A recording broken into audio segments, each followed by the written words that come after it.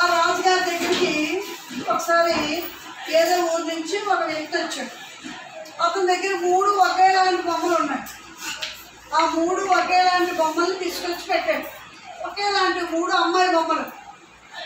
ఏంటి ఈ బొమ్మలు? ఈ బొమ్మల్లో తేడా ఉంది.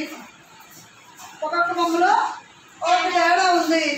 అదేంటి అని చెప్పాడు. అడిగాడు, చెప్పగలరా? మీరు ఎవరైనా చెప్తే నేను మీ దగ్గర ఓడిపోయాను ఒప్పుకొని వెళ్తాను. మీరు పట్టించుకోవాలి, రాజుగారు మీరు తెలుసుకోవాలండి. అయితే ఆ రాజుగారి ఆస్థానంలో మంత్రి ఉంటాడు కదా, రాజు పక్కన ఎవరు ఉంటారు? మంత్రి. చాలా తెలివైనవాడు అనమాట. ఆ రాజుగారి తరగతి మంత్రి చాలా తెలివైనవాడు. మా మంత్రి గారు చెప్పేస్తారంట. మంత్రి వాళ్ళు లేచి నిలబడి 3 బొమ్మల్ని చూస్తారు. చూడగానే ఆయనకు ఒక ఆలోచన వస్తుంది.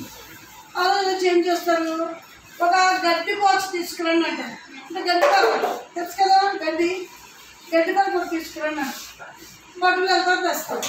తెస్తే దాన్ని తీసుకొని వచ్చి ఒకటో బొమ్మ తాలూకా ఈ చెవిలో పెడితే ఈ చెవిలోకి వచ్చేస్తుంది. అంటే ఏం చెప్తాడు? ఈ బొమ్మ ఏది మనసు పెట్టి విన్ను ఈ చెవిలోంచి విని ఈ చెవిలోంచి అన్నీ వదిలేస్తుంది. అలాగే రెండో బొమ్మలో మళ్ళీ గడ్డిపోసి పెడతారు. అది ఇలా పెట్టగానే నోట్లోంచి వస్తుంది.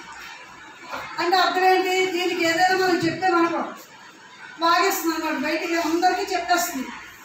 కాబట్టి ఇలాంటి వాళ్ళకి ఎప్పుడు రహస్యాలు చెప్పకూడదు, చాలా ప్రమాదం.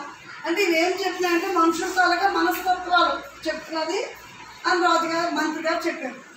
ఇంకా 3వ దాంట్లోని చెవిలో పెడితే కడుపులోకి వెళ్ళిపోయింది కానీ బయటికి రాలేదు. పెట్టుకొని వీళ్ళు ఏదైనా మనసు పెట్టి వింటారు, నిజాయితీగా ఉంటారు. వీళ్ళకి ఏదైనా రహస్యం చెప్పినా బయటికి రాదు.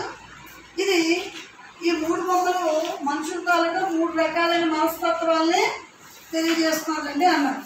ఒకటో రకం ఏంటి? ఏది వినరు, ఈ చెవిలోంచి వినా చెవిలోంచి వదిలేస్తారు. రెండో వాళ్ళు విన్నది అందరికీ చెప్పేస్తూ ఉంటారు.